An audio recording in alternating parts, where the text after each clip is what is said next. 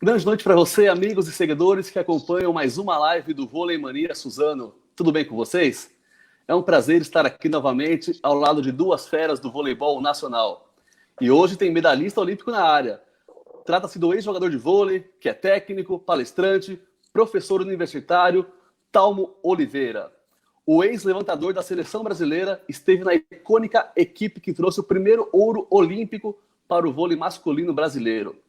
O convidado dessa noite formou ao lado do Maurício uma das melhores duplas de levantadores da história do país.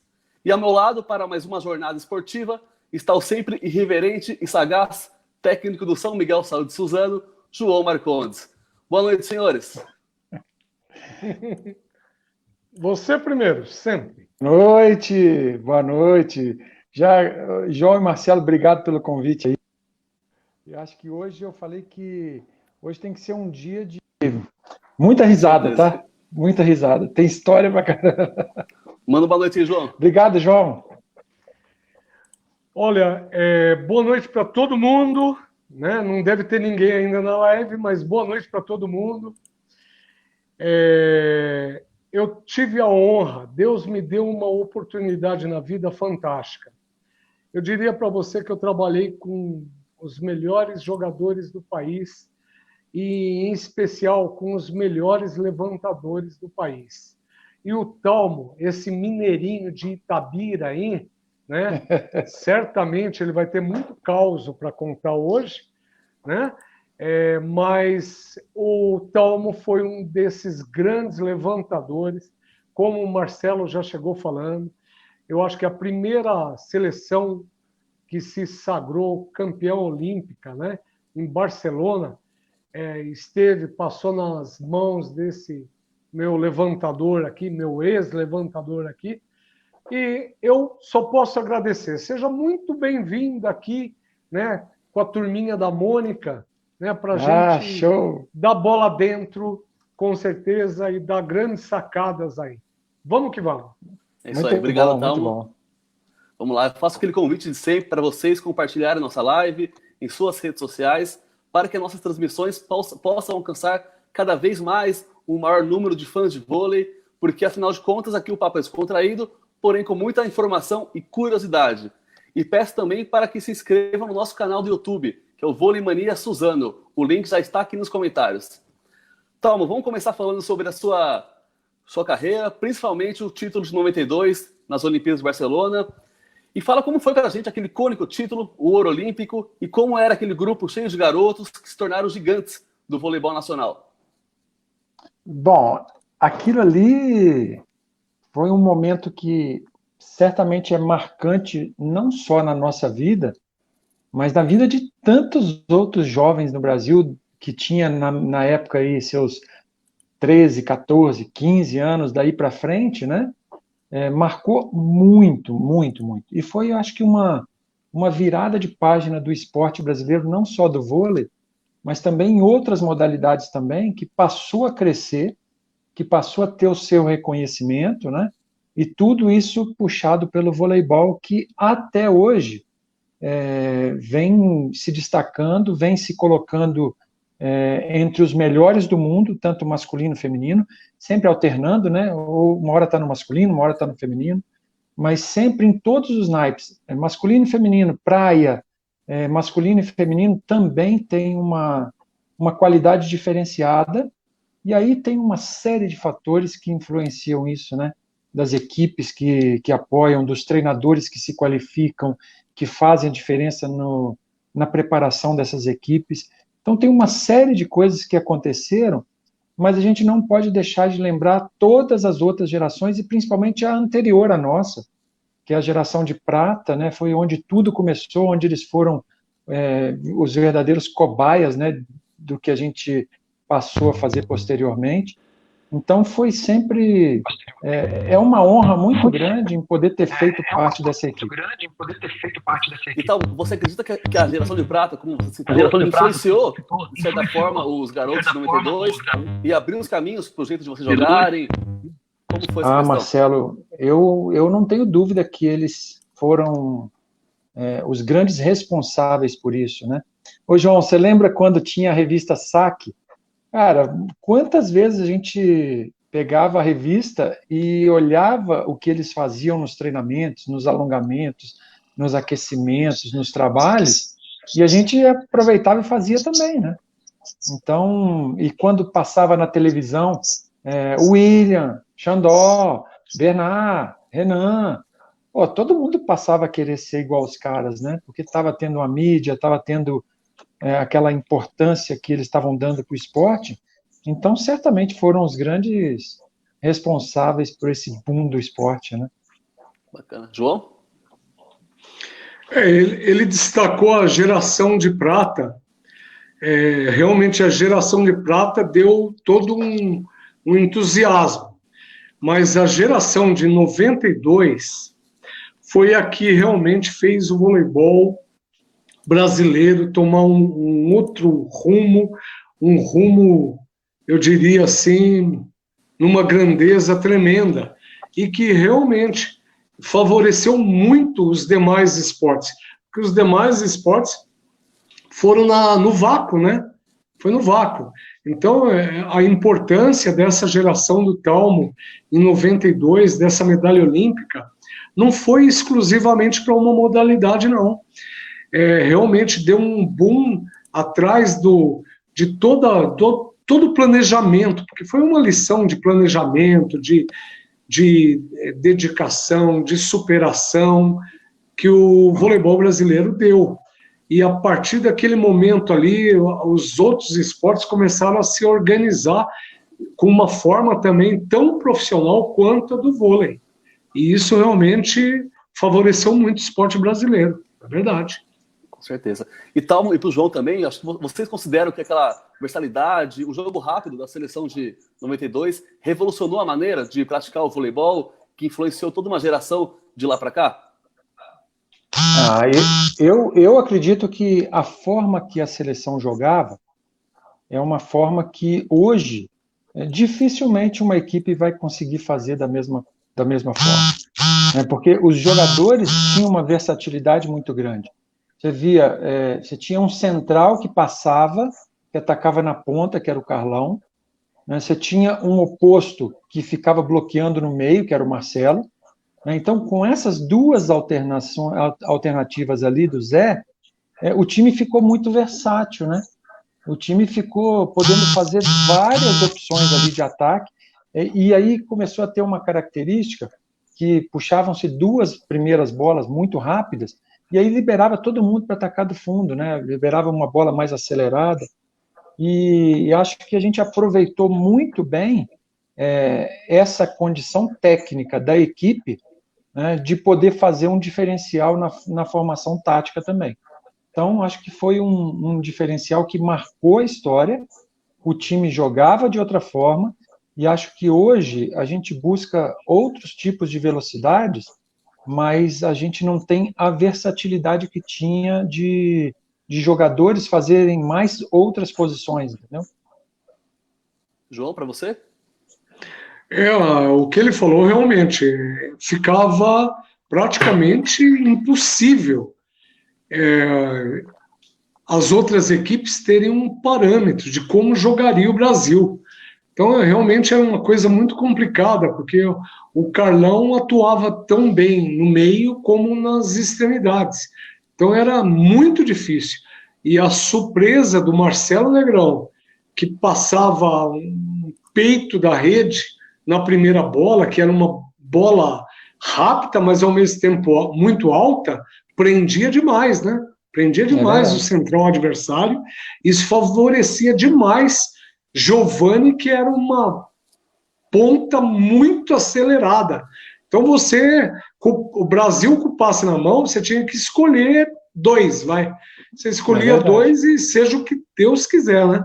Agora, eu acho, viu, Talmo, que até não é o momento de entrar, mas hoje em dia o jogador talvez não consiga mais fazer isso.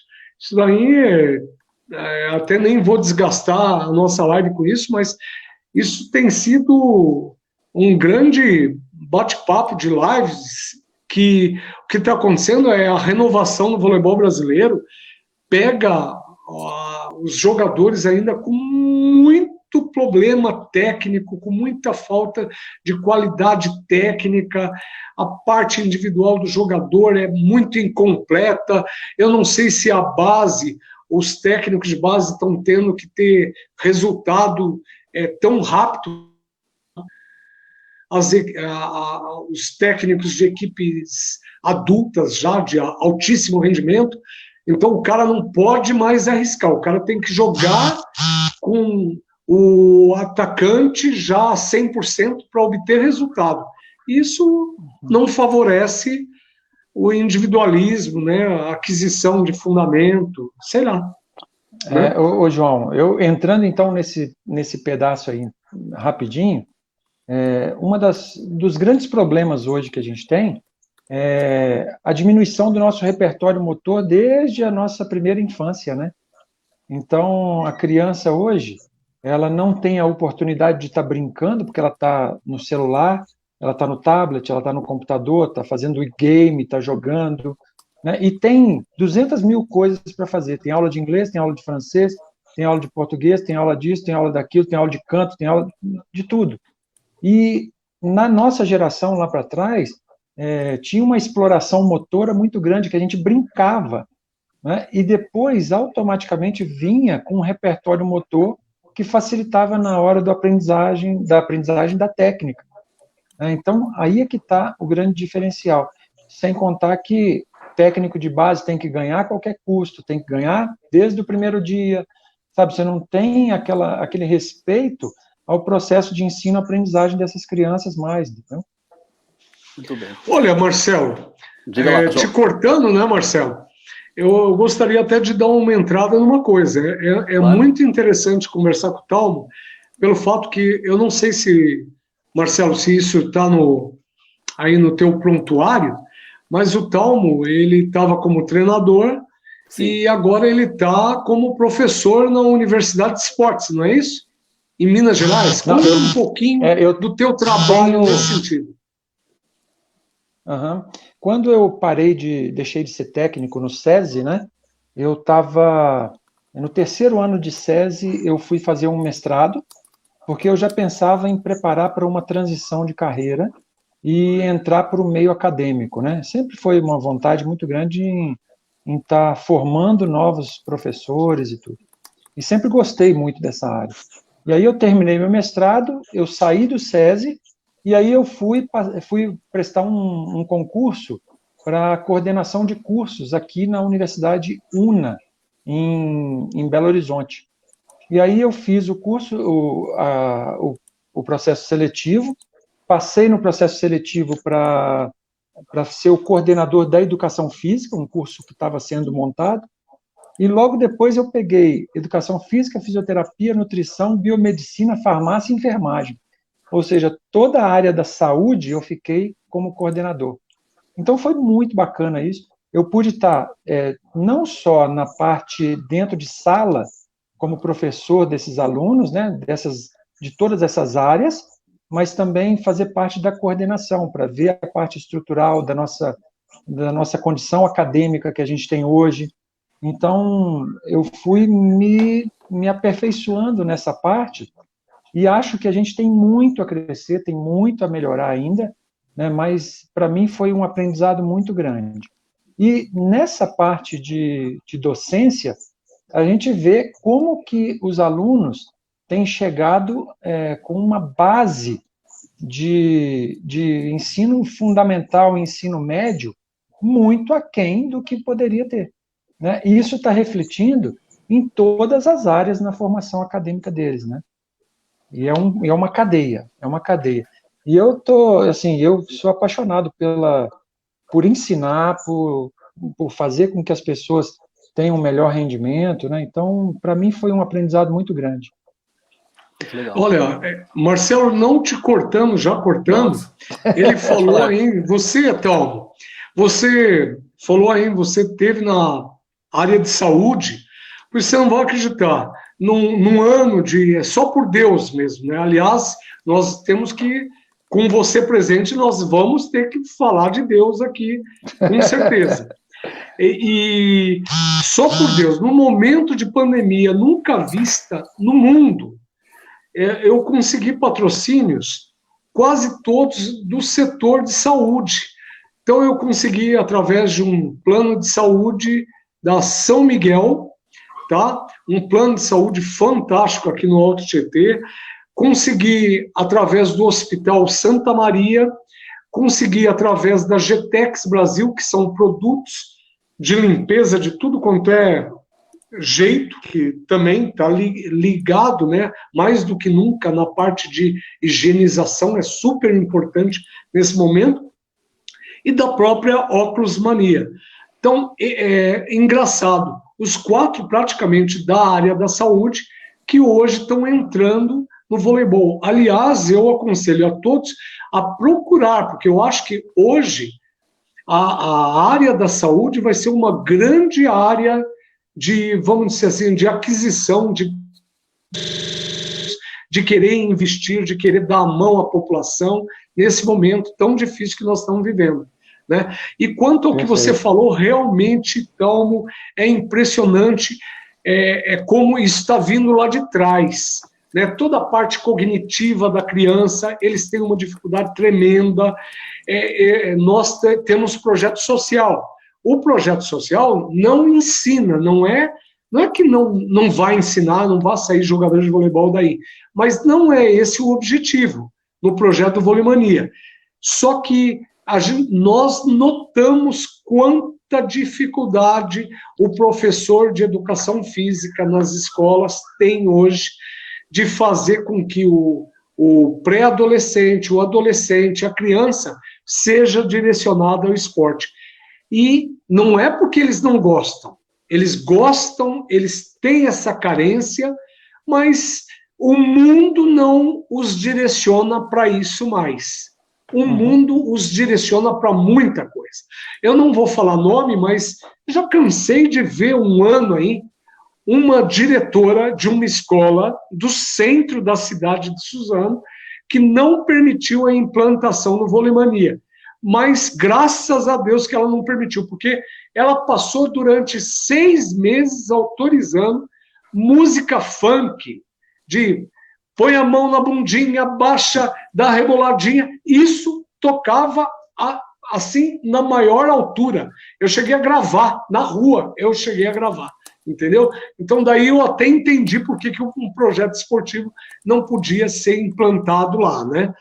E então, isso daí é inacreditável como vai dando uma sequência. E na área da saúde, então, as doenças que chegavam em uma idade um pouco mais avançada, uma idade mediana, 30 e poucos anos, hoje chega aos 12. Então, está tendo uma antecipação nas doenças de obesidade, de colesterol, de uma sequência de coisas. E não é só por causa da parte de alimentação, é a inatividade também. Mas, enfim, vamos lá, que a live é tua, não minha. Vamos embora. Otávio, eu queria que você voltasse ainda na questão quando você era atleta, né? E você atuou por grandes clubes como Pirelli, Flamengo, Banespa, Palmeiras. E como não podia deixar de ser, todo grande atleta entre os anos 90 e 2000 passaram aqui por Suzano, né? Que era a capital do vôlei. Eu queria saber como que era aquele repórter Suzano, do João Marcondes, do Navajas e grande elenco. Agora é melhor eu sair de cena. Cara, eu vou te falar o seguinte. O atleta. Eu estou falando atleta, tá? Atleta. Não é qualquer um, não. O atleta que não passou por Suzano, eu acho que ele não viveu o voleibol. Se eu tiver errado aí, você pode me corrigir, João. Acho que Suzano tem uma mística, Suzano tem uma mística, Suzano tem história, né? Os caras não eram fáceis, cara. Eles não eram fáceis. Mas eles faziam e davam de tudo para você render e ter o seu melhor. Isso aí não tenha dúvida disso. E quando eu aceitei ir para Suzano, cara, foi um desafio muito grande, porque a gente teve um time que não era um time lá top de tudo, de investimento, teve uma queda muito grande, né, João? Mas as pessoas que foram para aí, os caras falaram assim, cara, um ano aqui vai ser como se fosse 10 anos em outro lugar. E aí nós vamos sugar tudo de vocês. E o time, claro que sofria ali com aquelas coisas, com as pressões e tudo, mas o time, eu acho que eles souberam contratar o time, e o time jogou para o time, sabe? Ninguém jogava para ser melhor do que o outro, não. Todo mundo se juntou para fazer o melhor para o time. E esses caras propunham coisas para a gente, cara, que, vou falar uma coisa, se ele propor hoje, eu acho que o nego dá um tiro neles, né? Imagina, cara, nós vamos ser campeões paulistas, cara. Nós vamos ser. E nós fomos campeões. E numa dessas aí, a gente sempre ia para Aparecida a pé, para Aparecida de ônibus. Fomos para Aparecida de ônibus. Numa das viagens, o João e o Ricardo falaram, se a gente ganhar, nós vamos a pé para Aparecida, de Suzano até Aparecida.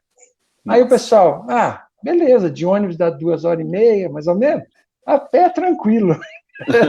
Pertinho. Nós ganhamos. Em 2 dias, hein? Nós ganhamos o título, saímos na quarta-feira de manhã aí do ginásio, depois de andar no caminhão de corpo bombeiro, tudo, que a gente foi campeão, e nós chegamos no sábado para a missa meio-dia em Aparecida.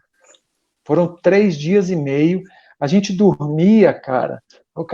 É impressionante. A gente dormia nas paradas ali que tinha. Nas paradas de pedágio, tudo, cara, a gente dormia no chão, achava uma sombra ali e dormia. Né? A gente brincava de pega-pega no meio da Dutra, cara. Nossa. No meio da Ayrton Senna. Né? E assim, ia reclamando, mas a gente estava todo mundo junto, né? Então, isso aí foi uma coisa que marcou demais, cara, marcou demais. E assim, tudo que foi vivido ali dentro foi vivido com uma intensidade muito grande. É claro que você não aguenta jogar 3 temporadas seguidas, né? O desgaste é muito grande. Mas hoje eu falo que, cara, valeu cada momento da minha vida em Suzano. Valeu. Por aprendizado, pelos caras, pelo João e Ricardo ali, o Célio, o Carlinhos, mas assim, passarem tudo, tatu, né? Passarem tudo deles pra gente. Eles davam o máximo, cara, eles não davam mais ou menos. Eles não entravam na quadra para fazer mais ou menos, sabe? Então, cara, a gente respondia por eles, né? E aí, cara, cada loucura que você soubesse, o João aí um bastidores aí. Uma loucura? Puxa vida. Cara, eu prefiro cortar ele agora e falar antes que eu me esqueça. Cara, o João já se maquiou de velho para entrar para a gente disfarçar dos caras do Banespa, velho. Porque ele tinha sido expulso. Pô, é verdade. Que legal. É O verdade. João de velho, o Ricardo de palhaço no meio da torcida, passando informação. Mas foi muito bom, cara. Diz aí, João. Eu diria o seguinte. Ô, João, ontem o Carlinhos, fisioterapeuta, mandou uma imagem para mim de uma... Você não sabe dessa, cara, mas mandou uma imagem para mim de uma mulher com um toco assim nas costas e dando uma marretada nas costas de uma pessoa, né? E na época que eu travei minhas costas, eu lembro, cara, que você chegou e falou, cara, tem um japonês ali, vai lá que ele vai dar jeito na sua coluna. Aí, cara, eu cheguei lá às 7 horas da manhã, eu e o Carlinhos, o cara ficou esperando, era uma esteira assim, ó, ele pegou um toco de madeira, cara, botou assim e falou assim, abre boca. Aí, solta ar. Quando eu soltei o ar, ele deu uma marretada aqui na minha cervical, ele tremeu tudo, cara. E aí ele falou assim, agora volta, e depois de 3 dias você volta para fazer mais 3 sessões, você vai ficar bom. Nunca mais apareci. Ô, Marcelo, eu tenho que me defender um pouco. Primeiro, Com certeza. ele só ficou careca por causa de Suzano, porque ele era cabeludo. Segundo, depois dessa martelada, ele jogou a Olimpíada, a Paralimpíada. Estou brincando. Até falando sobre isso daí, é aquela história, os ninjas atacavam, quebrava todo mundo, aí o governo japonês mandou os melhores profissionais para o Brasil para manter aquela medicina milenar deles, né? E nessa história tinha um em Mogi das Cruzes muito bom, e nós mandamos o Talmo, mas você anda até hoje, né? Então tá, então deu certo. Agora, gozado que no Campeonato Paulista, então, você falou uma coisa aí que foi assim, antes da viagem a pé até Aparecida, nós estávamos com uma equipe muito fraca, entre aspas, perto do Banespa, do Sim. Naubert, Axé e companhia. Gustavo. Né? Gustavo. E eu lembro muito bem que você não pôde jogar na final, lá em São Caetano.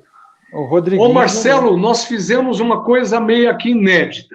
Nós dividimos a quadra de largura, ela tem 9 metros. Nós dividimos a quadra no meio, você lembra disso? Rodamos a defesa inteira para um lado da quadra, a defesa inteira.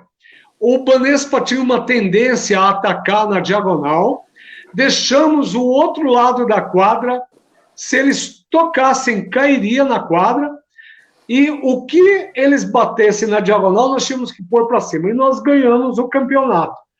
Até o Josenildo foi o único que falou, nossa, mas que loucura é aquilo, vocês defendiam só um lado da quadra.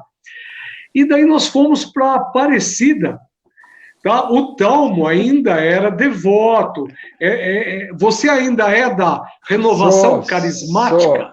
Sou. Ele era da renovação carismática, né? E nós fomos a pé, só que não era um a pé comum, era um a pé, como ele falou, nós teríamos já uma missa às 10 horas da manhã em Aparecida no sábado, 2 dias depois. Na sexta-feira, 11h30 da noite, para poder chegar em Aparecida, nós estávamos correndo pela Dutra, né? Nós corremos pela Dutra, eu nunca vi. E o primeiro a desistir, que ficou meio maluco, foi o Ricardo, que ele começou a brigar com as bolhas do pé. Verdade. Apertava as bolhas do pé. Apertou esparadrapo, apertou com esparadrapo. Apertou esparadrapo e ele brigava com as bolhas. Quero ver vocês saírem agora! E enrolava esse esparadrapo. O povo estava ficando meio doido. Aí ele falou que o Carlinhos, vou mandar você embora, você é um bosta, você não faz nada para melhorar meu pé. O pé dele. Outra, eu estava com um cajado, achando que eu ia abrir o mar vermelho. Que eu iria abrir o mar vermelho. Vai do Rio. Abrir o mar vermelho eu não abri. Mas que deu certo. Defender só metade da quadra deu certo, viu, Marcelo? Mas a gente passou uma dificuldade, antes da final, a gente passou uma dificuldade com o time de Araraquara, lembra disso? Que nós perdemos a primeira partida lá, eu lembro, João, que nós chegamos às 3h pouca da manhã, e aí vocês chegaram e falaram assim, ó, é só tempo de ir em casa pegar a roupa que nós vamos concentrar é agora. É isso mesmo. Cara, e assim, e ninguém questionava, cara. Sabe, ninguém, pô, não vou, não tinha essa, cara. Falou, era ordem e acabou. Cara, eu lembro que eu desci do ônibus, fui no prédio em casa do lado, peguei minhas coisas e já estava voltando pro ônibus. A minha esposa estava dormindo, eu falei assim, ó, tchau pra você, eu tô chegando agora, deu tudo certo, mas agora eu tô indo pra concentração. Eu falei, pô, o quê? É concentração, nós perdemos, mas nós vamos ganhar essa porra desse negócio de qualquer jeito. Aí, cara, fomos pro jogo depois e nós fizemos a mesma coisa com o Calé. Eu lembro que você, João, e o Célio, vocês marcaram todas as bolas que o Calé batia. E estava tudo do meio da quadra para todas. Tinha uns 70 e tantas bolas que estava tudo pintadinho na quadra. E aí vocês falaram também a mesma coisa. Se ele atacar na paralela, se ele passar de toque, deixa a bola cair, que ela é nossa. Nós vamos perder o campeonato, não tem problema, mas nós vamos assumir isso. Agora, se bater para o outro lado, cara, vai na bola, porque nós vamos socar esse cara. Mas moemos o time deles. Moemos. Foi mesmo. Mais uma outra também, Marcelo. Conta aí. No primeiro jogo da final contra o Banespa, foi lá no Banespa. E aí terminou o jogo, né? Nós perdemos, mas a gente vacilou ali, que podia ter vencido a partida e tudo. Aí, esse cara aí, ó, não foi fácil, não. Eles chegavam e eles pensavam, cara, o tempo inteiro em merda, entendeu? Eles pensavam, como é que nós vamos tirar o melhor desses caras? Aí entrou todo mundo no ônibus. Ô, João, eu sei disso, eu tenho tudo anotado, tá, João? Tudo que você pensar, tem anotado, dia, data, hora, tudo. E aí, caramba, nós fomos, legal. Nós saímos do Banespa, pegamos a avenida, e quando chegou na Avenida Ibirapuera, quase ali perto do Centro Olímpico, tinha uma pizzaria do lado direito. Aí os caras desceram e falaram, ó, vocês vão pensando aí qual vai ser a solução que vocês vão dar, porque nós vamos ganhar esse campeonato. E outra coisa, vai pensando aí, porque nós vamos descer e nós vamos comer ali. E aí os caras desceram, ficaram comendo pizza lá dentro, comeram pizza, e a gente lá no ônibus, discutindo e pensando. Aí o Cristalino chegou e falou assim, gente, eu acho que a gente podia... Você não sabe dessa, João. Nós vamos pensar o seguinte, vamos amanhã, a gente vai na 25 de março, compra uns brinquedinhos, e a gente leva para uma creche, acho que vai ser bom para a gente ganhar esse torneio aí, esse campeonato, a gente vai tirar a força, né? Ou então a gente pode comprar alguma coisa, levar no asilo, lá em Suzano. Não, o que pode? Não, vamos fazer, então nós vamos para a creche, então, vamos comprar os brinquedinhos e vamos dar na creche. Aí os caras já tinham comido a pizza, Marcelo, subiram no ônibus, né? Aí eles perguntaram, e aí? O que vocês decidiram aí? Que nós vamos comprar uns brinquedos, vamos para levar tudo lá para a creche. Eu falei, então vocês decidiram isso aí? Aham. Aqui, sabe o que nós decidimos? Vocês vão treinar pra caralho, vocês vão treinar muito, cara. Vocês vão treinar porque nós vamos ganhar esse campeonato de qualquer jeito. Agora tem o seguinte, a pizza tá lá embaixo esperando vocês. Desce, come, volta pro ônibus que nós vamos voltar, que amanhã cedo nós temos treino. Nós vamos treinar mais que os caras.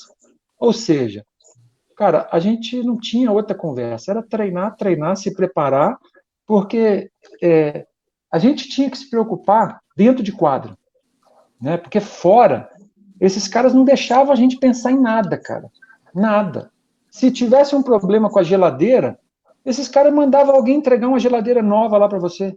Se tivesse problema com a Sky, eles mandavam alguém passar um fio de baixo em cima, a Sky está funcionando antes de você chegar. Eles davam um jeito. Né? Eles deixavam a gente pensando assim, só dentro de quadra. Claro, focado na quadra. Sugava tudo, né? Tudo. Esses caras, só para ter uma ideia, eles contratavam um fotógrafo para bater foto do Maurício Panhota abrindo boca de manhã na hora do treino, cara. Para falar, você não está dormindo direito. Fiscalização. Então, era assim, foca aí dentro de quadra. E assim, deixa que o resto, lá fora de quadra, a gente pensa. Não se preocupa, não, que nós vamos desestabilizar o adversário, nós vamos colocar música que eles não gostam, nós vamos pintar o que eles não gostam. Nós vamos ouvir a preleção deles lá que eles não gostam. né? Então, a gente vai saber de tudo, fica tranquilo. Mas vocês cuidem aí dentro de quadra. Então, era uma... Vou te falar assim, é um sentimento de pertencimento muito grande. Quem passou ali dentro, porque a gente aquecia fora, a gente entrava para a quadra só para jogar mesmo, sabe? E ali não tinha conversa, cara, porque você dava seu 100% o tempo inteiro. Porque esses caras, eles cobravam 100% no treino.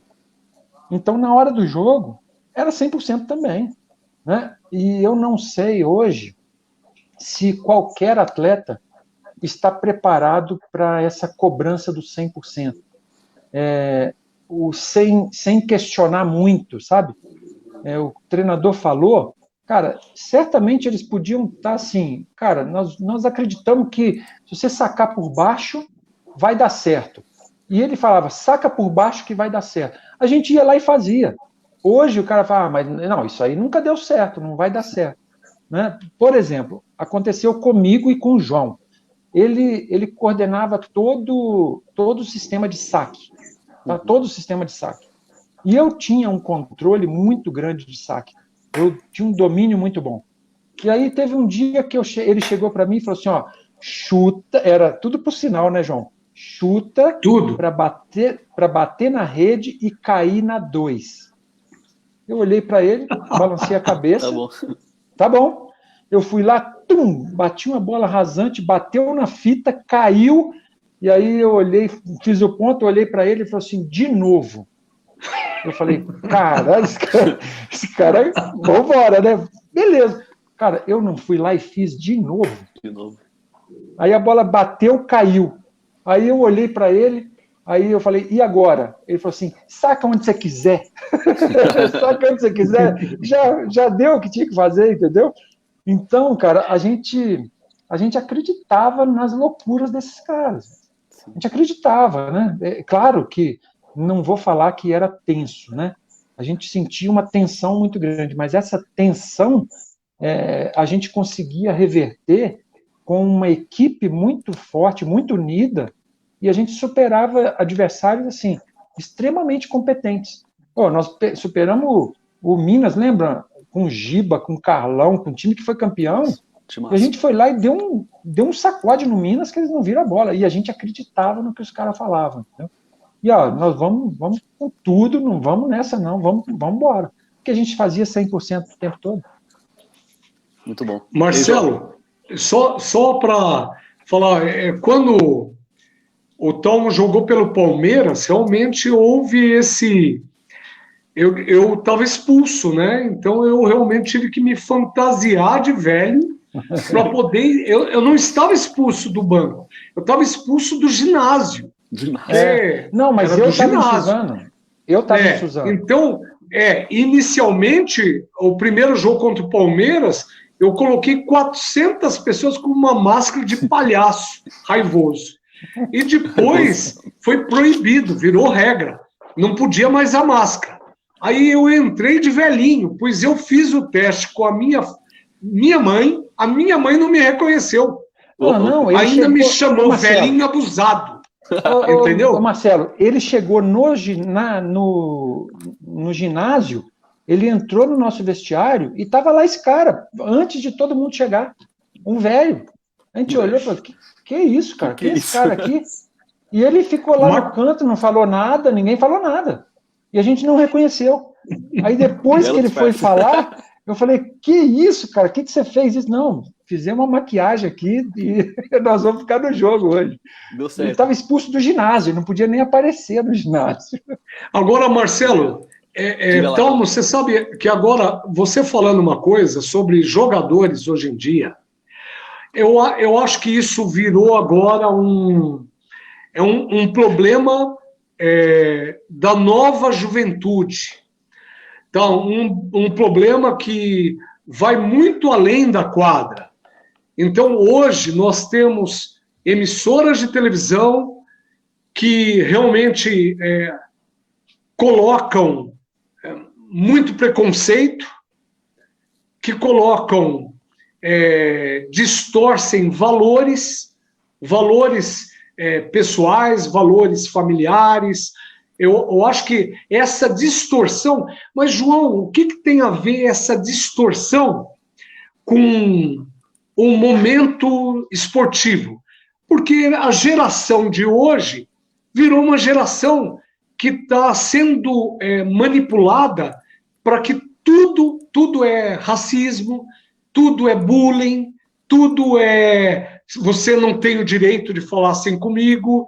E, às vezes, infelizmente, tem pessoas que só reagem num processo de raiva. Se a água não bater na bunda, a pessoa não se mexe. A pessoa entra naquela zona de conforto e jamais vai sair daquilo. E a pessoa hoje não vai admitir que um técnico grite comigo, gritou comigo. Não pode. Por quê? Porque tem uma manipulação, tem jogos de interesse, de imagem do jogador, coisa que esse pessoal, que verdadeiramente era top a nível técnico, a nível de resultado, a nível de tudo, não se importava. Eles não se importavam, porque eles eram o que eles eram. Eles não tinham fachada. Hoje em dia, os jogadores têm muita fachada, até criada, até mesmo por procurador, que você não pode desvalorizar o meu produto. Falando dessa forma, desvaloriza o meu produto. Qual vai ser a repercussão? Eu preciso fechar contratos grandes porque eu ganho dinheiro desse trouxa. Então, em cima disso, virou uma geração mimimi e realmente hoje, um técnico hoje que tente tirar através de indução por raiva, porque diz, né, na psicanálise, dizem que a calma demais estagna e a raiva gera movimento. Você tem que ter o equilíbrio nisso. Se está embaixo, tem que subir, tem que saber de onde tirar o melhor de cada um, né? Tem gente, cara, você vai ter que passar a mão.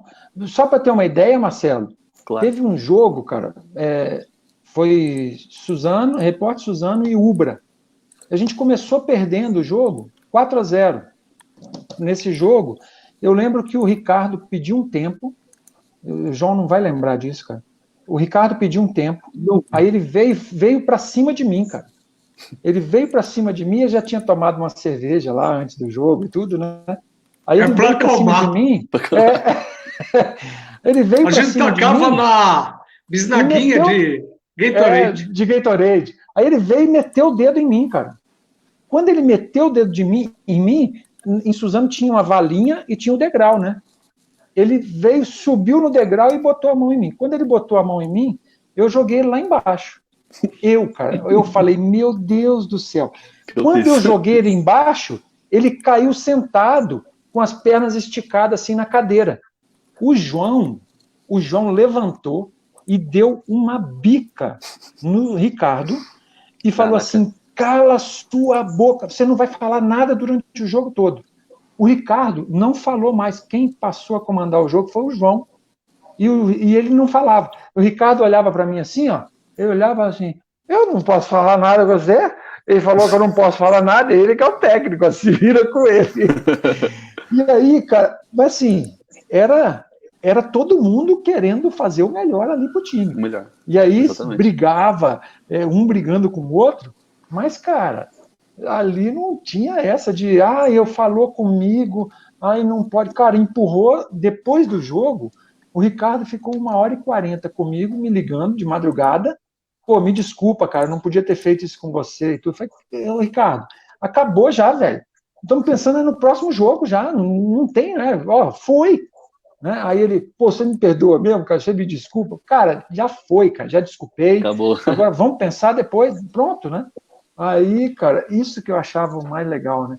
E acho que quando a gente passa por isso, cara, a gente vem com uma casca mais grossa, sabe? A gente tem história para contar. Pô, e aí daquele, João, que não tem história para contar, cara. Né? Aí daquele. Eu lembro quando a gente perdeu o primeiro jogo em Araraquara, nos Jogos Abertos, né? Que a gente ia fazer, depois tomamos um couro de Araraquara, tinha 8.000 pessoas dentro do ginásio, aí o Maurício começou a passar mal, aí você está afinando, Maurício, não sei o quê, não, eu estou tonto, e o Maurício todo, e o João e o Ricardo bateram nele, a semana inteira, cara, a semana inteira, e ele no hotel lá no Salto Grande, lá, cara, ele, Maurício desesperado e tudo, aí no dia antes da final, os caras chegaram e falaram assim, ô, Talmo, chega aí. Cara, lê um salmo pro Maurício lá, alguma coisa assim, para ele, né, para ele se sentir bem. Aí eu fui lá, peguei a Bíblia, li um salmo para ele, cara. O Maurício fala até hoje, João. Ele tirou a camisa dentro do meu quarto, assim, ó, e saiu no meio do mato, lá naquela fazenda, gritando, nós vamos foder eles amanhã, nós vamos ganhar, nós vamos ganhar, nós vamos ganhar. Ah! O Maurício foi lá na final, jogou pra caramba, velho. Jogou pra caramba. E aí, quando terminou, só para ter uma ideia, Marcelo, como que o time era louco, né? O time era louco e todo mundo junto, cara. Os caras da torcida, e tinha gente de tudo quanto é lugar, eles começaram a encher o saco da gente no ônibus de Suzano, todo plotado e tudo, né, da Report, e aí eles começaram a bagunçar com a gente, aí os caras, descemos para brigar. Nós descemos para brigar com os caras, velho. Eita. E sem saber o que os caras tinham na mão, nem nada. Desceu todo mundo, foi para brigar, e os caras, ó, sumiram. Num posto de gasolina. Num posto de gasolina lotado de gente. Cara, e a gente desceu todo mundo para brigar. Para sair uma briga. Vocês querem brigar? Nós vamos, cara. Nós vamos. Então vamos. E aí eu pergunto assim, qual é o time hoje que vai entrar nessa coisa assim de pertencer àquilo ali e falar assim, ó, é uma coisa assim, Marcelo, na família, tá? Eu brigo pra caramba com meu irmão, eu brigo muito com ele, mas não fala mal dele não, cara, porque senão eu vou partir pra cima de você, entendeu? Eu posso, mas de fora não vem encher o saco do time, não, porque não tinha vez, cara, a gente tava muito junto ali, foi muito bom. É isso aí. Agradecer o pessoal aqui da live, que está comentando, o João e tal, o pessoal está adorando a resenha, adora essa história de Suzano, que é o que realmente impulsiona a nossa live, muito bacana. Mas agora, mudando um pouco de seara, conta pra gente, o João também pode falar, sobre o vitorioso projeto do Sada Cruzeiro. Você fez parte da construção, o João também, pelo que eu sei, ajudou a construir. Como foi tornar aquela equipe uma potência no país que é hoje? Por favor. O João é o primeiro, eu sou o terceiro. Você é o terceiro ou você foi o segundo? Não, eu sou o terceiro. É o terceiro? É. Caramba. Então pode começar você, que eu não lembro mais das coisas. É idade, né? Não, idade. Não, o João que levou todo o projeto, levou o ISA, levou poste, levou um monte de coisa para lá, né, João? E construiu, foi todo o processo. Ele tinha me chamado para ir para ser levantador lá, cara. Ele queria que eu fosse o levantador. Só que eu estava passando por um processo que meu sogro teve um problema de saúde. E aí eu estava em Itabira cuidando dele ali um tempo e tudo, e eu estava com uma viagem marcada, eu falei, eu não posso, só posso depois. Mas aí depois já tinham contratado outro levantador e tudo, e eu fiquei fora, fiquei lá cuidando do meu sogro, e aí o João tocando, seguindo com o projeto dele, né, e depois de um tempo, o João tinha saído, aí estava um outro treinador lá, o Juliano Sucupira estava lá. Entendi. Ele estava como treinador, aí o pessoal perguntou se eu tinha me formado, já tinha me formado, tinha feito os cursos, aí perguntou se eu aceitaria. Aí eu fui lá para ver um jogo deles e tudo, e aí no outro dia me fizeram a proposta e tudo, falei, eu vou. E aí eu comecei, foi minha primeira equipe, e o João que deu o start de tudo lá. Muito legal. Quer falar alguma coisa, João? Mas com um investimento bem diferente, né, João? E na verdade, eu tinha 3 missões, né? Eu teria que ficar em sexto, né, me manter em sexto na Superliga, eu tinha que estruturar, e terceiro, eu tinha que falar tudo que estava errado. A primeira foi legal. Eu estava em terceiro, então estava legal. A segunda também foi legal. Eu estruturei, eu levei um caminhão de coisa que o Carlos Wizard tinha me dado, eu levei para lá e levei o patrocínio para pagar o Polaco e o Contreras. E ainda eu depositava uma verba em quem tomava conta do projeto lá. Eu depositava pela Wizard. E era o Wizard que me pagava, não era o Sada. E daí a terceira coisa, né, aquele jeitão, né, sempre, era para falar tudo que estava errado. E foi o que eu fiz ao pé da letra. Tinha jogador lá que, infelizmente, era jogador de 3, estava ganhando 16. Tinha jogador que era de 5, estava ganhando 21. E tinha jogador que não era mais para estar jogando voleibol. E eu falei tudo. Daí, imagina, não teve jeito, não teve acordo, né? Não teve acordo. Aí era melhor pegar as malinhas realmente e ir embora. Aí eu fui embora para a Funvic. Graças a Deus, né? Deus escreve tudo certinho, né, Paulo? E deu no que deu, né? Eu para mim, eu sou muito grato pela oportunidade, né? Foi o meu primeiro trabalho como treinador. Eu já tinha me formado, me graduado em Educação Física. Esse é um dos problemas que eu acho que o esporte brasileiro deveria repensar, sabe? Porque os atletas, eles vão jogando, quando chegam lá na frente, eles não estão preparados para fazer uma transição de carreira, e muitos deles se perdem, não tem mais oportunidade, e aí não tem mais aquele dinheiro pingando para poder estudar e se qualificar. Isso aí é sempre o que eu defendo, né? Se o atleta puder, enquanto joga, poder estudar e se preparar, eu acho que é fundamental.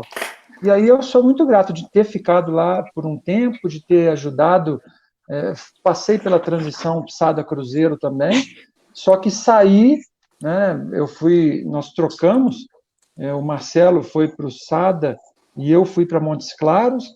No cruzamento, nós tivemos na Superliga, Montes Claros passou para a final, em cima do Cruzeiro também, naquela semifinal. Isso aí foi, para a minha carreira, foi muito importante, para a minha trajetória foi muito importante. E aí, quando eu estava lá em Montes Claros, ainda veio uma proposta para mudança, né? De sair de um time masculino para começar a dirigir um time feminino.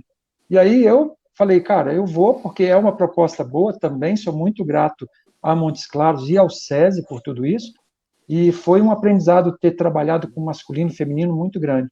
Então, 3 clubes que eu passei que foram muito importantes na minha trajetória. Então, como você falou, né, você teve um dos seus maiores destaques como técnico, foi o vice-campeonato pelo Montes Claros, né, na temporada 2009-2010, além de ter treinado o SESI SP feminino, que você ganhou o Sul-Americano em 2014 e classificou o time para o Mundial. Mas a minha pergunta é sobre o vôlei feminino ainda, que você teve a experiência de treinar sua filha pelo Sub-16 do Olímpico, que é um tradicional time mineiro. E conta como foi essa experiência de pai para filha e como está sendo a caminhada dela no voleibol. Cara, foi uma experiência fantástica, porque eu dava aula e coordenava os cursos na área da saúde aqui em Belo Horizonte à noite. Então, o treino dela começava às 2h. Eu pegava ela na escola, a gente almoçava junto e depois eu levava para o treino, né? E eu ficava ali esperando até umas 4h30, 5h, quando acabava o treino dela, e aí eu ia embora para o trabalho, para a faculdade, dar aula e tudo. E aí a Carol, que era treinadora dela, ela engravidou e ia ter licença maternidade. E eles passaram por um processo seletivo para contratar um treinador. E eu falei, vou entrar. E eu mandei meu currículo normalmente, né? E eles pensaram, mas seu currículo aqui? E aí eles estranharam, né? Eu estou me colocando à disposição, porque vai ser bom e tudo. E aí eu fiz um processo seletivo também. Eles me chamaram para ser treinador e eu fiquei no último semestre do ano passado como treinador do Sub-16. E aí, o primeiro treino, João, eu falei, olha, eu não quero os pais de vocês assistindo o treino. Não quero. Porque a linguagem que eu vou usar aqui é uma linguagem nossa, né? É uma linguagem de quadra. Então, tem hora que eu não vou pedir por favor, tem hora que eu vou ser mais firme, mesmo vocês com 16 anos. E, cara, eu cobrava delas, mas cobrava muito, mas dava um carinho muito grande. Então, a gente tomava ferro, tomava pancada de todo mundo, cara. Tomava muita pancada. E, assim, o dia que elas conseguiram ganhar um set do Minas, meu amigo, foi uma festa na quadra. Elas vibravam. E, assim, eu fui aprendendo ali e eu acho que eu fui me revigorando também, sabe? Trazendo aquela energia de novo e aquele gosto de estar dentro de quadra. E aquilo ali, elas me fizeram reviver grandes momentos. E aqueles momentos ali, eu falei, cara, isso aqui é importante demais. E eu aprendi a valorizar as pequenas conquistas, né? Um ponto para elas era uma alegria muito grande. E às vezes a gente não tem alegria com as pequenas conquistas, né? Eu vejo o João falando ali, poxa, São Miguel, nosso patrocinador, né? Cada coisa que ele fala, cada vez que ele fala de um patrocinador, ele fala como se, pô, isso aqui é uma conquista para a gente. Com certeza. Sabe? E eu acho que está faltando isso, não só nos atletas, nos treinadores, mas eu acho que falta na gestão do esporte brasileiro, sabe? De valorizar as pequenas conquistas. E essas meninas, lá no Sub-16, me fizeram ver isso novamente, sabe? De cada ponto. Cara, a gente perdia de 25-5, 25-8, 25-10. O dia que nós fizemos 25-18, 25-20, né? Perdemos, mas perdemos com um placar alto, era festa, sabe? Ou seja, nós estamos diminuindo a diferença, nós estamos encostando, nós estamos melhorando. Aprimorando. E elas percebiam isso, né? E às vezes, cara, a gente tem pequenas conquistas todos os dias, né? Todos os dias. O João falou aí dessa pandemia. Então, enquanto uns estão pensando, poxa, isso aí é um problema, cara, vamos pensar que existem outras oportunidades para a gente, existem soluções para coisas magníficas que a gente está fazendo.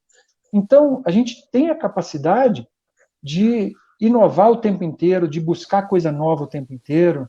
Então, isso aí, para mim, é uma coisa que o esporte, e se você tiver as pessoas que estão ali com você, que vibram com as pequenas vitórias suas, todos os dias, cara, isso aí não tem jeito de dar errado. A gente pode até demorar, mas que a gente chega e chega bem, pode ter certeza disso. E sobre a Júlia, qual a posição que ela joga e como você avalia ela como técnico e pai? João, vê se puxou alguma coisa, tá? Levantadora e, assim, uma facilidade muito grande de colocar a bola para trás. É o Tom. Cara, para trás, cara, lá na 4, ela joga uma bola para saída tranquilamente. Tranquilo. Retrovisor. Retrovisorzão. Mas assim, cara, eu fui muito grato, né, de ter tido essa oportunidade, Marcelo, de trabalhar com a minha filha, né, foi muito bacana. Eu cobrei muito dela, mas ela tem uma cabeça tão bacana que quando eu cobrava dela, ela sabia que era ali dentro de quadra. Mas quando saía do clube, cara, acabou, e ela falou, agora é meu pai que está aqui, entendeu?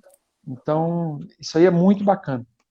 Já o outro filho também jogava e tudo, era levantador também. Aí ele falou, pai, eu não quero ser jogador. Eu falei, por quê? Pô, que isso, né, cara? Tu não quer ser jogador? O que é isso? Ele falou, não, eu quero estudar. Aí eu falei, tá bom, mas quer estudar para quê? Com 16 anos ele falou isso. Eu quero estudar, quero fazer medicina. Aí a primeira pergunta que eu fiz para ele na hora, mas, ô filho, você quer fazer medicina para quê? E se ele falasse comigo que ele queria fazer medicina para ganhar dinheiro, eu ia falar com ele, pula fora porque você não vai ser feliz. Aí eu perguntei, para que você quer fazer medicina? Aí ele foi, João, e ele falou uma coisa que me emociona, sabe? Ele chegou e falou assim, porque eu vejo tantos atletas te ligando e falando, pô, consegue um médico para mim porque meu ombro está doendo? Ou consegue um médico para fazer uma cirurgia no joelho porque eu não tenho dinheiro? E aí ele falou assim, e eu quero abrir um espaço na minha agenda, quando eu for médico, que eu vou atender essas pessoas e não vou cobrar delas. Aí eu falei, filho, então isso aí é uma coisa nobre, né? Então vai em busca disso. Cara, ele vai começar agora em agosto o 3º ano de medicina com 21 anos.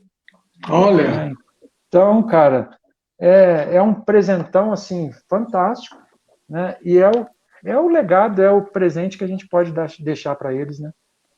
Legal, olha, tá bom? eu já vou ter hospital para ele trabalhar, hein? Fechou, ó. E Eu ele já vai com vou ter muita honra. hospital para ele trabalhar. Ó, o pessoal do Santa Maria aí vai se preparando. E ele vai ser Entendeu? bom, cara. E ele vai ser bom, porque o bichinho é inteligente. Viu? Muito Cara, legal. muito bom. Aproveitar a oportunidade de mandar um abraço para todos do Hospital Santa Maria de Suzano, para nossos parceiros Ademar e Cris, da São Miguel Saúde. Muito obrigado pelo todo o apoio para as nossas lives. E agora, João, vou abrir aqui para o público participar. A primeira pergunta aqui é do Anderson Reis. Ele diz, Talmo, fala um pouco da nova geração, você já falou um pouco, né? E ele diz que particularmente é fã do Lucarelli e acha que o Brasil vai forte, e pergunta se você acha que o Brasil vem forte para as Olimpíadas de Tóquio em 2021. Por favor. Eu acredito que o Brasil, toda competição que ele entra, ele é um dos grandes favoritos, né? Só que tem um porém.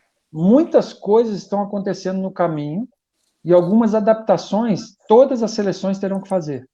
E acho que esse é um momento de como que cada uma dessas seleções vão encarar aquele momento lá, né? Como que vai ter a retomada, como que vai ser o envolvimento, mas eu acho que o Brasil tem atletas ali que tem uma certa liderança dentro da equipe e acho que eles não vão deixar escapar muito isso não, eles vão para cima para ser uma das seleções favoritas da Olimpíada. Bacana. E o Kiko Takemoto diz para você, pergunta, quem é o melhor levantador hoje para você, Talmo?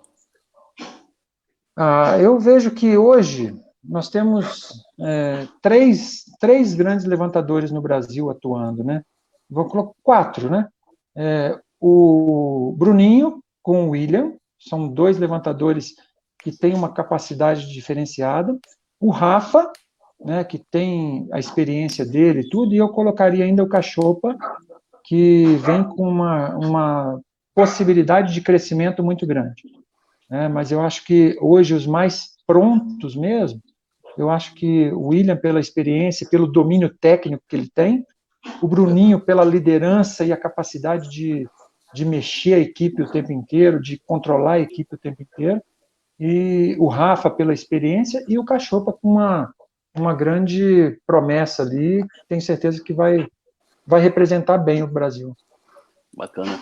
O Henrique Massotti, que sempre aqui acompanha nossas lives, forte abraço, pergunta se as suas lesões atrapalharam a sua carreira. Não, eu acho que as minhas lesões, elas me ajudaram na carreira, né? É claro que é difícil você passar o tempo inteiro sem lesão, né?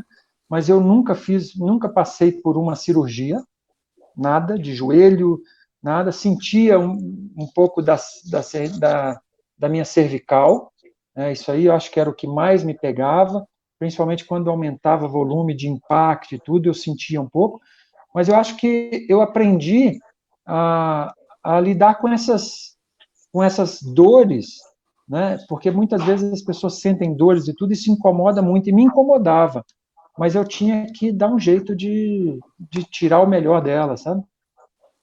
Muito legal. Às vezes você pega uma pessoa que tem lesão, que usa muito a força, mas você vai usando um pouco mais da técnica, vai usando um pouquinho mais da sua inteligência, né? E fazer um jogo diferente. Bacana. O Marcelo Sá, que é o professor Marcelo, forte abraço, que é integrante nosso aqui do projeto Vôlei Mania, pergunta como você administra uma sua cultura esportiva de 30 anos atrás, que foi um sucesso, com a nova geração, que é completamente diferente de hoje. A gente já falou muito isso aí, né, das gerações que tem uma variação muito grande, a gente tem que saber lidar com elas, mas que elas também têm que saber lidar com a gente também. Tem que saber que a nossa cultura também é diferente. Acho que esse equilíbrio é importante. E acho que ter vivido lá atrás e estar aprendendo com essa geração me faz também uma pessoa mais forte, mais experiente, né?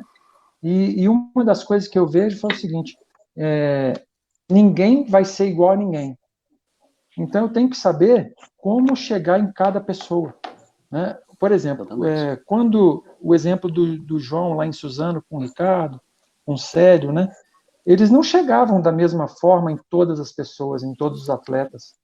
Eles sabiam como chegar em cada um, sabe? Talvez na tentativa, acerto e erro, eles às vezes perdiam um pouco da mão e tudo, mas eles sabiam, opa, quando eu perdi a mão de um aqui, eles sabiam, ó, com ele ali é pegar pesado demais. Né? Então, um exemplo, né? Eu bati a bola, estava batendo bola com o Maurício.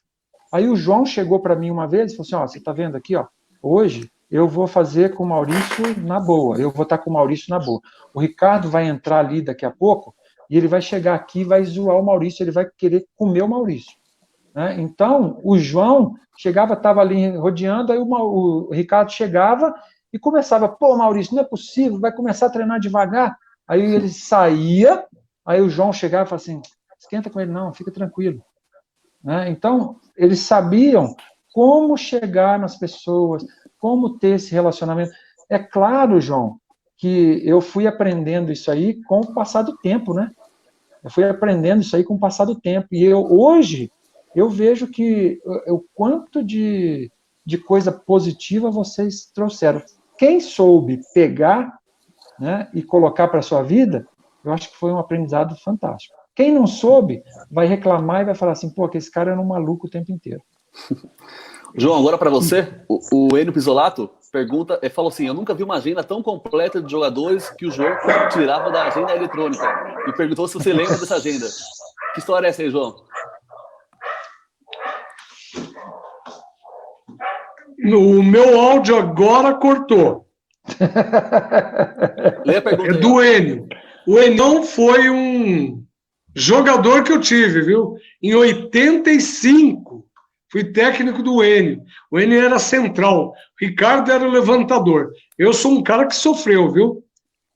Como que era? Tão completo de jogadores que o João tirava da agenda.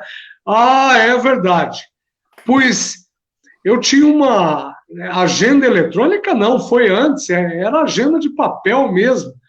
Realmente a gente tinha, para aquele patamar de equipes, né, de baixo investimento, eu tinha uma agenda com uns 1000 nomes de jogadores, né? Então a gente trazia, Telmo, tinha muito jogador que eu trazia ali do Uberlândia Tênis Clube, entendeu? Nossa, eu trazia jogador do Uberlândia, um tal de André Leles, que ele é dirigente hoje, né? André Leles. Do Praia. Do Praia. André Leles. Qualquer dia eu vou contar as coisas do André Leles aqui. Aí ele tá perdido. E é do Praia Clube. André Leles. Tinha a família Ranieri, que era um levantador lá de Uberlândia também, entendeu? E eu sempre tinha, de tudo quanto é lugar do país, realmente, uma listagem de jogadores enorme aí. Mas o Enião lembrou bem disso daí. Bacana. Talmo, o André Agostini disse que esteve presente na sua contratação na sala do Paulo Scaff, na Avenida Paulista. E estava presente o Montanaro e o Alexandre Fugger. Você lembra dessa situação? Eu lembro perfeitamente de tudo isso, cara. Lembro do uniforme que eu estava, do time, da apresentação. Acho que foi também um outro time que eu sempre falo, sou muito grato ao SESI pela oportunidade de ter trabalhado 5 anos lá, sabe? E ter formado atletas e ter tido a paciência deles quererem crescerem com o tempo, sabe? Não é no primeiro ano ali e tudo, mas a gente crescendo, e a gente conseguiu em 2014, depois de 10 anos em final Rio e Osasco, não mudava nunca, né? E acho que em 2014, quando a gente foi para a final, foi um marco na história do SESI. Depois nós fomos campeões sul-americanos, depois terceiro no Mundial, e de um time que não tinha estrangeira, eram tudo gente que foi criada desde o primeiro ano. Então, foi muito importante. O nosso preparador físico aqui, o Marcão, pergunta se você pudesse escolher entre feminino e masculino, qual você escolheria e as principais diferenças no seu ponto de vista. Cara, as diferenças são muito grandes, tá? Fisicamente, é a primeira grande diferença. Comportamental é a segunda grande diferença. E acho que esses dois fazem a diferença do esporte masculino e feminino. Tá? São duas coisas completamente diferentes. Eu não tenho muita escolha de trabalho, não. A gente vai buscar onde tiver trabalho, tiver opção de crescimento, tiver planejamento para você poder colocar seu serviço e acreditarem no que você está fazendo de trabalho, eu acho que isso é o mais importante. E eu sou grato, de novo, por ter trabalhado 5 anos com times masculinos e 5 anos com times femininos. Então, não tem escolha, Muito não. legal. Muito bacana. João, tem algum comentário para indo na reta final da live? Eu sempre tenho, né? Mas eu acho que questão da força física que hoje coloca tem um antagonismo muito grande aí. Porque eu acho o seguinte, hoje o voleibol tem uma duração mais restrita. O Talmo certamente pegou uma duração que uma partida de voleibol poderia ir a 4 horas de jogo. Hoje não, hoje é restrito. Antigamente, o voleibol era um esporte misto. Por mais que todo mundo considerava anaeróbico, mas todo mundo fazia uma preparação aeróbica muito grande, muito intensa, por causa da duração da partida. Não é isso mesmo, então? E eu acho assim, dizem os entendidos que o voleibol de hoje é pura força. Eu não diria isso, não. Eu diria que talvez seja pura altura, porque eu considero que os jogadores de outra geração eram extremamente fortes no ataque. Extremamente. Entendeu? Nós fomos jogar contra... Eu acho que não sei se o Talmo estava ou não, ou foi um outro ano. Nós fomos jogar um torneio na Alemanha, onde, meu Deus do céu, o Giovanni parecia uma criança perto dos alemães. Só que quando o juiz apitou e começou o jogo, não teve condição da Alemanha jogar contra nós. Eles tecnicamente, né? Tecnicamente, né? E eu acho que hoje, dizer que os jogadores de hoje têm a mesma potência dos jogadores de antigamente, eu vou falar de uma posição. Oposto, antigamente, meu Deus do céu. Quando eu falei a diferença de força, né, da pegada ali, eu falo que o feminino, ele não é aquele jogo mais explosivo, né, é muito, muito técnico, mais trabalhado e tudo.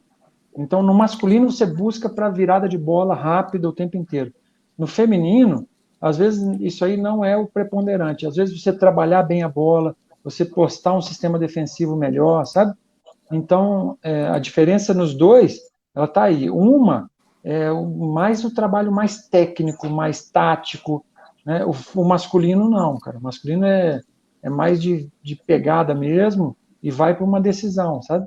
Mas eu acho que ainda assim, no masculino, algumas equipes, né? Eu tenho certeza que o João aí deve trabalhar muito essa parte de recursos, parte de domínio e tudo para ter uma técnica melhor, né? Mais apurada e tudo. E acho que o masculino, se ele tiver essa pegada e se ele conseguir agregar esse domínio técnico, eu acho que faz uma diferença muito grande. Bacana. Daí é Giba, Naubert e companhia, né? Justamente. Mais uma pergunta para os dois aqui, da Alice Carneiro. Ela disse que algumas equipes usaram a pandemia para acabar com seus respectivos times e elencos, né? Ela pergunta se é isso mesmo na opinião dos ilustres técnicos Talmo e João, por favor. Quer que eu saia, Talmo? Eu acho... Começa você. Eu acredito que algumas equipes passam por dificuldades e eles estão tentando fazer alguns ajustes. Outras equipes aproveitam também da situação para poder chegar e falar assim, não tem dinheiro, não tem nada, para poder sufocar ainda mais os atletas, né? Se tem... eu estou falando assim de defesa, né? Mas eu acho que é importante. Os caras em Suzano, se eles achavam que o cara valia aquilo ali, eles não queriam saber, cara, eles pagavam o caminhão que tinha que ser, né? E se ele achava que não, ó, eu sou justo, os caras sempre procuraram ser muito justos com esses valores e honrava com aquilo ali o tempo inteiro. E acho que nessa pandemia, claro que nós temos clubes, equipes, patrocinadores passando por dificuldades, né? Tem que ser levado em consideração isso. Atletas também estão passando por dificuldades, mas eu espero que a gente tenha uma consciência para que a gente possa utilizar o esporte como uma grande ferramenta de transformação, seja ela social, seja ela cultural, seja ela emocional, psicológica, para esse momento que a gente vive. Então, tem muita coisa boa aparecendo com essa pandemia e que os patrocinadores podem perder uma grande oportunidade com isso. Verdade. E você, João, o que tem a dizer? Eu diria que tem empresários e empresários. Eu sempre costumo, nas lives, aqui elogiar, porque nós que somos do esporte, a gente se reinventa, né? Sinceramente, quando você chega no fundo do poço, você, como esportista, você só olha para cima. Talvez você, como pessoa normal, você sente e espere a vida acabar. Nós não, a gente procura já começar a escalada no dia seguinte que você chegou no fundo do poço. E o que eu noto é o seguinte, graças a Deus, o empresariado que está conosco aí no Vôlei Mania, é um empresariado que acredita que é nesse momento de dificuldade que realmente aquela empresa mais consolidada, ela tem que provar que realmente ela não entrou no esporte para brincar, ela não entrou no esporte exclusivamente atrás de tentar ganhar dinheiro em cima de mídia, ela entrou também com o objetivo de saúde da população, como dar um retorno para a comunidade em questão, a comunidade no entorno, ou talvez até a comunidade que esteja, que usufrua do seu produto, né? Responsabilidade social mesmo. E ela entrou também valorizando o seu institucional, né? Tipo assim, que é nesse momento que a população vai lembrar de quem esteve ali firme e forte, de mão dada, passando as dificuldades, dando retorno através de lives, com pessoas como você, tá? Então, eu acredito que realmente... Ativando o patrocínio de forma diferente, né, João? Exatamente. Se reinventando. Então, os produtos que estão na nossa camisa hoje, eu teria o orgulho de virar e falar para as pessoas que assistem, que é o seguinte, pode confiar nesses produtos, porque esses produtos verdadeiramente estão consolidados no mercado a ponto de apostarem também que o institucional e dar a mão à população nesse momento tão difícil que nós vivemos é fundamental. E são produtos que estão se reinventando. Então, são empresários realmente que acreditam, porque a pandemia vai acabar e o mundo vai continuar. Então, você realmente não pode ficar estagnado. Você tem que se movimentar e eu acho que agora é o momento, sabe, Paulo? Agora é o momento. Não dá pra agora é isso aí. Só que nós não falamos de uma coisa muito importante. O jogador Talmo nós falamos, o atleta, o professor, o treinador, o técnico, né? Nós não falamos que o Talmo, ele tem, assim, é um cara de muita luz, é um cara que realmente sempre procurou, através da palavra, através de Deus, ele sempre procurou, eu acho que movimentar a vida dele, não só a vida de outros, como a própria vida dele. Então, isso daí é uma característica que eu vejo assim nele e que realmente ele tem uma luz própria muito grande em cima dele. Isso eu tenho essa percepção para poder dizer, viu? Ô, João, muito legal. Eu para mim, cara, já tem um bom tempo que eu falei que eu precisava de alguns pilares na minha vida, sabe? E eu fui querendo entender quais eram os pilares que me sustentavam mesmo. E eu, cara, escolhi 3 pilares importantes na minha vida. O primeiro pilar para mim é Deus. O segundo pilar para mim é minha família. O terceiro pilar para mim é meu trabalho, né? E aí eu pensei o seguinte: se eu perder meu trabalho, eu ainda tenho minha família e tenho Deus. Se eu perder a minha família, eu ainda tenho Deus. Mas se eu perder Deus, aí eu não tenho mais nada. Então, cara, para mim é fundamental essa busca e esse encontro constante com Deus, sabe, com as coisas de Deus. Mas assim, eu fui descobrindo que Deus estava nas coisas mais simples. Num ponto conquistado, numa derrota que veio, numa dificuldade financeira que eu passe, numa conquista financeira que eu ganhe, sabe? Então eu fui aprendendo que Deus estava muito mais próximo nesses detalhes, sabe? E eu tento fazer a cada momento da minha vida como se fosse o único e eu vivendo da melhor forma.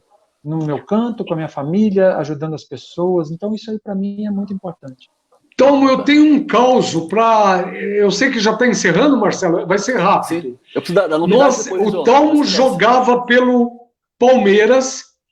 Eu não vou falar o nome do atleta que jogava do lado do Talmo.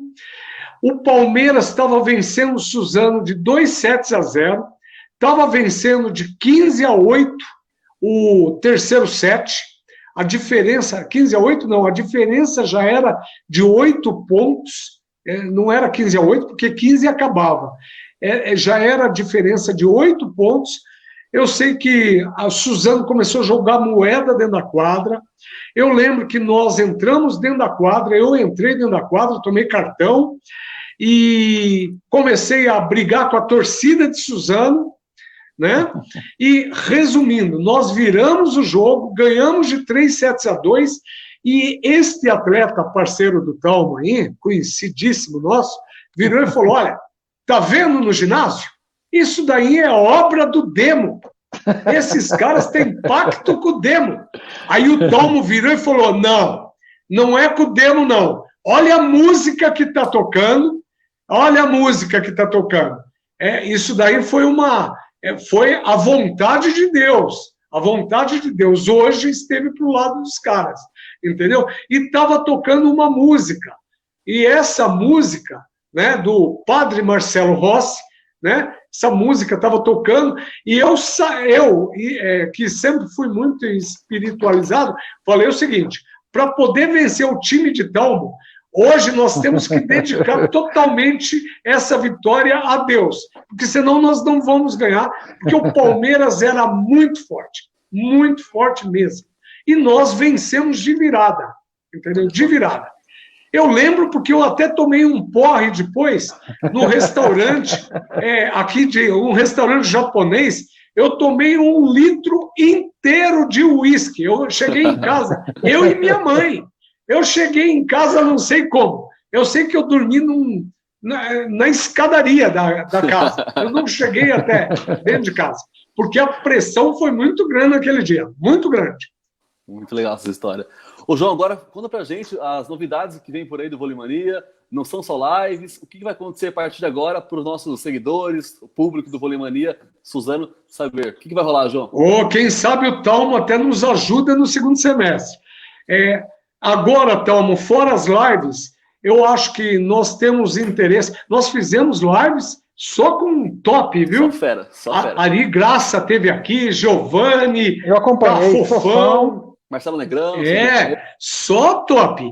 E agora nós queremos também levar ao público, não somente ao nosso público, como também aos funcionários das empresas que nos patrocinam e que precisam, e às vezes têm a necessidade realmente de ouvir uma palavra, não somente uma palavra de Deus, mas às vezes um trabalho de programação neurolinguística. Então nós vamos começar a partir do dia 23, próximo aí, nós vamos ter durante uns 40 minutos aí, um pouquinho de PNL na nossa rede online aí, para poder realmente levar alguma coisa que possa inspirar algumas pessoas, ou extremamente animadas, ou extremamente desanimadas com a pandemia, com o momento que nós estamos vivendo.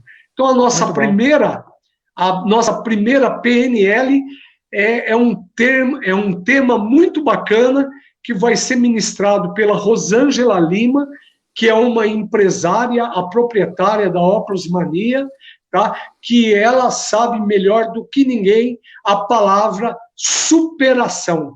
Então, vem aí um tema chamado superação, dia 23, às 18 horas, pela rede aqui do Vôlei Mania. Muito bacana. Então é isso. Então eu agradeço aqui o nosso público participando mais uma vez da nossa live, agradecendo, como sempre, as nossas transmissões. Então, João, por favor, deixa uma boa noite, suas últimas considerações, por gentileza. Eu por último. João, Marcelo, obrigado aí pela parceria, né? Obrigado pela oportunidade de estar aqui com vocês no Vôlei Mania. Espero que esse projeto cresça e cresça muito, sabe? Amém. Com sustentabilidade, transformando pessoas, né? Formando novas equipes. E eu sempre estou acreditando muito nisso. Vou aproveitar aqui para depois, se o pessoal quiser, eu tenho uma universidade e ela é voltada para o esporte, para a gente unir teoria com prática. E eu lancei nessa semana 2 cursos. Um curso de Eneagrama, que são os 9 tipos de personalidades, né, do ser humano, e um curso de voleibol, bem para iniciação, para a gente entender como que eu faço para dar um treinamento. E na semana que vem, nós estamos lançando um curso inédito, usando teoria com prática na universidadedesportes.com.br, e esse curso vai ser de inglês na prática para o voleibol. Que bacana, hein? Inglês. Muito bacana.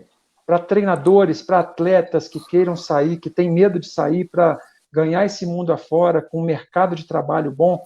Então, nós vamos ter os termos técnicos que são usados pelos treinadores, como que eu vou atacar uma bola na paralela, como se ataca uma bola na diagonal, como que faz uma defesa, como faz uma flexão, eleva o braço, supina braço, tudo que você imaginar de voleibol vai ser aplicado diretamente no inglês. E a gente lança essa semana agora, até o final de semana, está sendo lançado a primeira aula dia 25 de julho. Bacana. Você pode passar depois para nós, para o Marcelo, aonde o pessoal pode pesquisar, onde o acesso, pode fazer a inscrição, Vou fazer mais, João. Vou fazer mais. Eu vou conversar depois com o Marcelo, tá? E eu vou querer que a universidade seja parceira de vocês aí, para ajudar com recurso também, tá bom? Muito bom, hein? Muito obrigado, Tom. Vai pingar, cara. Vai pingar, mas nós vamos fazer isso aí junto. Coisa de Deus, sempre. Beleza? Pode ter certeza. Vamos fazer, que vai ser coisa boa. Conta com a gente, Talmo. João, maravilha. Olha, primeiro eu queria explicar para o Talmo que a esposa dele fez aniversário. Isso. Ontem. Eu não poderia deixar de oferecer para ela, né? Ela é comilona ou ela é mais brigona? Não, ela é mais brigona. Brigona. Então é a Mônica personalizada certinha. Você me manda... É Fabi, né? Não é a Fabi? Então é a Fabiana. João, nós estamos juntos há 31 anos, cara. 31 anos. Perfeito. Olha só. Então, Tom, pode avisar ela que ela vai receber na casa dela aí a Mônica, tá? A Mônica direitinho, já que ela é brigona, tá? Então, eu só poderia te mandar um beijo no coração. E agora não é momento de falar, né, Marcelo? Agora é momento de terminar. Só que não vai tocar a música de entrada do Vôlei de Suzano. Para você é uma coisa especial. DJ! Não sei se a igreja subiu. Muito obrigado, pessoal. Essa música é nossa, João. Obrigado, Talmo. Foi um prazer conhecer. Até a próxima. Igualmente. Valeu, João. Deus abençoe vocês. Tem o quê? Valeu, gente. Eu sou no meio do povo, não estudei, em todas as não busco, não vive, não